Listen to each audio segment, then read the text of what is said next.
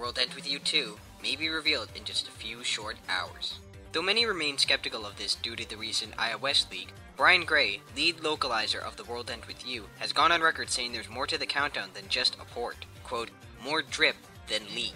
This also isn't the first time there's been a rumor with a Square Enix game that turned out to be false. Regardless of what is or isn't revealed, I believe that someday we will see The World End With You 2. So, in anticipation of that fateful day, these are the top 10 things I want in The World Ends With You 2. Number 10. Make the game more open for newcomers. A lot of people have a problem with the complicated battle system in The World Ends With You, and this is a fair criticism.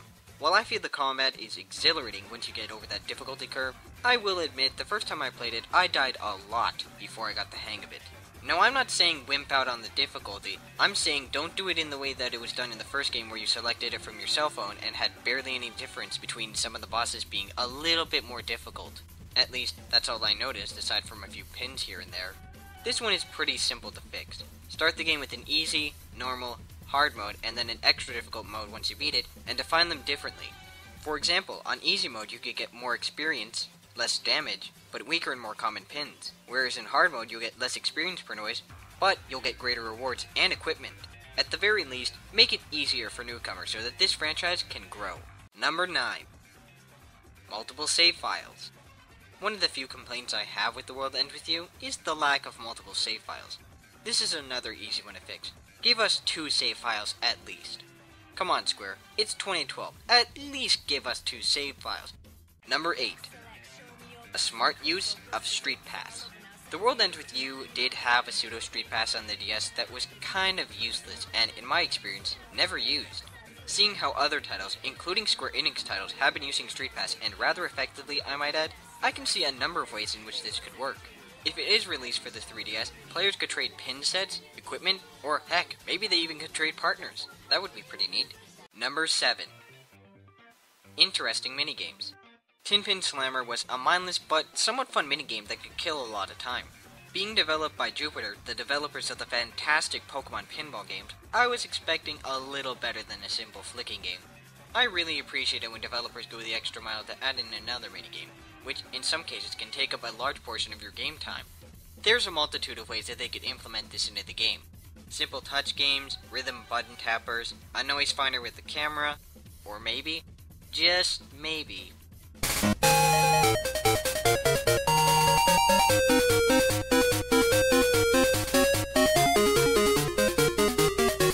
Number 6. Don't misuse 3D. If it is being developed for the 3DS. This seems to be a mistake that developers make, that if you're developing for the 3DS, you have to use 3D. Even though 3D can work to enhance your experience, as evidenced by Kid Icarus Uprising and Super Mario Land 3D, it's not exactly necessary. Now, it hasn't been confirmed that this will be for the 3DS. It could come out for the Wii U, Vita, or another console entirely for all we know. But the smart money's on the 3DS, and I can see only one way this could work for The World Ends With You 2. In order to see certain nodes, you have to turn up or turn down the 3D slider, and on second thought, scratch that. That's probably gonna give everybody a headache. Speaking of 3D, number 5. Keep it 2D. Even though that their recent cameo in Kingdom Hearts 3D was in 3D and was incredibly well done with fantastic voice actors, I don't think making The World Ends With You 2 3D is a good idea.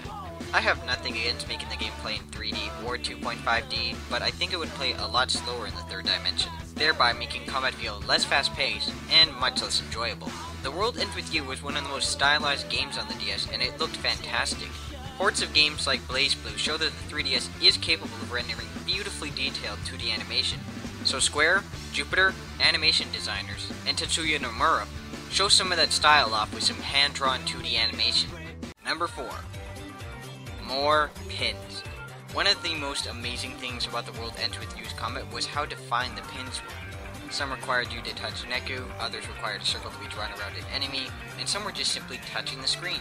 There was a ton of variety with them, and that's without getting into their evolutions. If there's one thing that would make this game a far better experience, it would be expanding upon every little bit that they could with the combat. Make certain pins have certain elements, have pins that charge up with a powerful attack, make certain pins applicable in only certain areas. Let two pins that are the same actions combine into a more powerful attack.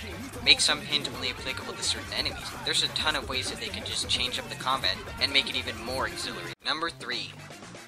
Expand the world. Another one of my minor complaints that I have with the first game is that while Shibuya was portrayed fairly accurately, it was also really small compared to the real-world Shibuya. Maybe the underground could be expanded with areas outside of Shibuya. Why not all of Tokyo? Or, here's a crazy idea, maybe we could try another country. Shibuya was so engaging in The World Ends With You, I actually got really interested in its culture in Japan. I remember the story of the thief, the subway station, the 104, and of course, Hachiko's statue.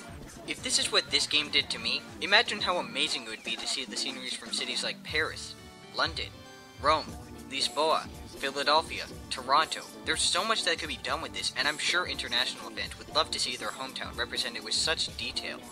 The world doesn't have to end at Japan's border. We'll still play the Reaper's game. Number 2. Multiple protagonists. Neku was, in my opinion, one of the best new characters to come out of this decade. His story arc is pretty much the hero's journey, and is done to near perfection. He begins his journey with a tight grip on his world, but as the weeks go by, he finally expands his world and grows as a person. With that said, imagine what it would be like with multiple protagonists fighting together and against each other for their lives in the Reaper's game, with each week adding new faces, saying hello and goodbye. Imagine being able to choose your character, your partner, their fighting style. Just open up the game more with more characters and the conflict with them. Give them their own unique backstories, maybe even multiple paths to choose, multiple endings. Unique endings for each character. Will you become a player killing Reaper? Will you live yet again? Or will you face erasure for the final time? I don't think that's an impossibility. You were given a few choices here and there in The World Ends With You, so why not add a few more? What would you do in this game of life or death? Number 1. Don't use the same cast as the first game. I repeat, do not use the same characters in The World Ends With You 2. Before any fans point me towards the ending where it says the world begins with you, I could see that as a name for a prequel to maybe Joshua's experience, but I highly doubt it. The entire journey was Neku trying to expand his world and let others in, and by taking off his headphones, he's finally let go of his insecurity and let others in. Thus, his world begins anew, as in, his world begins with the actions he does starting that moment. His story arc was complete. All of the characters were, save for maybe Joshua, who could make a cameo because, well, you know. I love the characters in The World Ends With You, and that's precisely why I don't want to see them again. I don't want that chance of them ruining these beloved characters like the game that shall not be named. I want to see Square and Jupiter do what they did with the old school Final Fantasy titles, in which each one brought memorable characters and with progressively larger and more ambitious casts.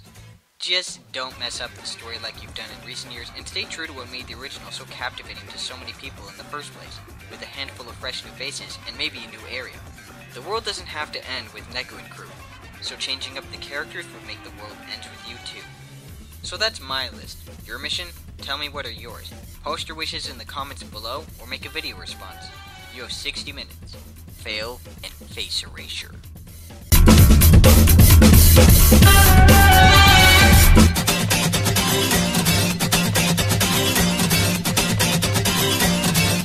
Number 11. A soundtrack entirely composed by U2. See the stone set. Or maybe